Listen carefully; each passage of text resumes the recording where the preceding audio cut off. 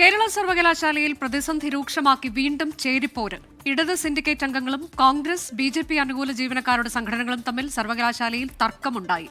Registrar doctor K S. Anilkumar പങ്കെടുത്ത കേന്ദ്ര പദ്ധതിയുമായി ബന്ധപ്പെട്ട യോഗത്തിൽ നിന്ന് vice chancellor doctor Mohanan Kunnummal ഇറങ്ങിപ്പോയി. കേരള സർവകലാശാലയിലെ അധികാര തർക്കം രൂക്ഷമായി തുടരുന്നു. 100 കോടി രൂപയുടെ ഫണ്ട് ലഭിക്കുന്ന PM ഉഷ പദ്ധതിയുമായി ബന്ധപ്പെട്ട യോഗം തർക്കത്തെ തുടർന്ന് പിരിഞ്ഞു. ഓൺലൈൻ യോഗത്തിൽ സബ് കമ്മിറ്റിയിലില്ലാത്ത ഇടത് സിൻഡിക്കേറ്റ് അംഗങ്ങളും കെ.എസ്. അനിൽകുമാറും പങ്കെടുത്തതാണ് തർക്കത്തിന് കാരണം. യോഗം പകുതിയിൽ അവസാനിപ്പിച്ച് vice chancellor doctor Mohanan Kunnummel ഇറങ്ങിപ്പോയി.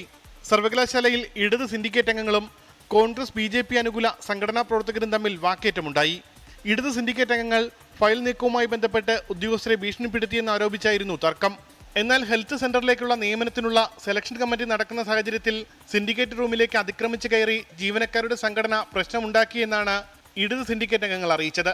VC-യുടെ നിർദ്ദേശത്തെ തുടർന്ന് രജിസ്ട്രാർ കെ.എസ്. അനിൽകുമാറിന്റെ ശമ്പളം തടഞ്ഞേക്കും. 24 തിരുവനന്തപുരം.